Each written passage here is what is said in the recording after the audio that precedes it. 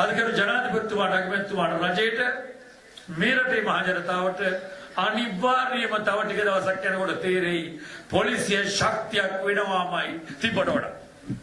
අපරාධයක් වෙයි, විසදෙයි, දූෂණ වර්ධනය වෙයි, ආරක්ෂාව තහවුරු වෙයි, අකටයුතුකම් වලට වැටෙන්නේ තව උඩට. දූෂිතය තවදුරටත් එළිය ඇතුළට යයි. මහා පරිමාණයෙන් කරපු අය, හීනකින්වත් හිතපො නැති අය, සමහර අය රටේ පවත්මා නීතියට අනුව වෙනත් න්‍යාය පත්‍ර නොවේ. සුදු වෑන්, කළු වෑන්, රතු වෑන් නෙවෙයි. නීතියට අනුව ඒ අය පරීක්ෂණයෙන් පසු අධිකරණයට ඉදිරිපත් වෙයි. කවුරු නොවේ. මොනෝගයි තත්ත්වය. අපිට එහෙම ඉදිරියට බලාගෙන යන්න පුළුවන් තත්ත්වයක් තියෙනවා.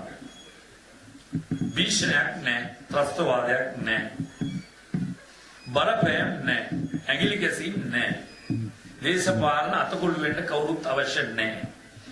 බොහොම පැහැදිලිව අතිගරු ජනාධිපතිතුමන් මේ මද්ද්‍රව්‍ය ප්‍රශ්නේදී අනෙකුත් ප්‍රශ්නවලදී සමස්ත ජනතාවට තමන්ගේ ප්‍රකාශය කරලා ඉවරයි.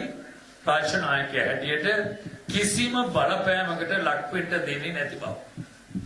මේ ඉතාමත් පැහැදිලිව නැවත නැවතත් කියලා තියෙනවා අපේ ගරු අගමැතිතුමා ඉතාමත් සරලව.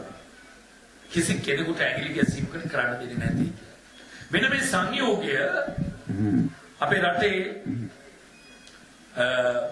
වාසනාවකට වගේ ඇතිවෙච්ච මේ ප්‍රබල දේශපාලන පක්ෂ දෙකේ සම්බන්ධීකරණය හෙවත් අපි කවුරුත් හඳුන්වන යහපාලනය ශක්තිමත් කිරීම පොලිස්පතිවරයාගේ යුතුයකමක් වගකීමක්.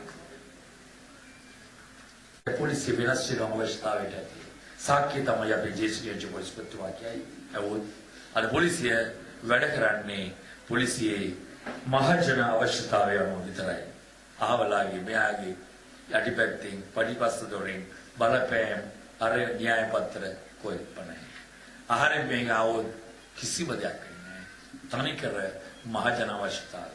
පොලිසිය ජේෂ්ඨ නිලධාරීන් තීරණ ගන්නේ රාජ්‍ය අවශ්‍යතාවය අනුව.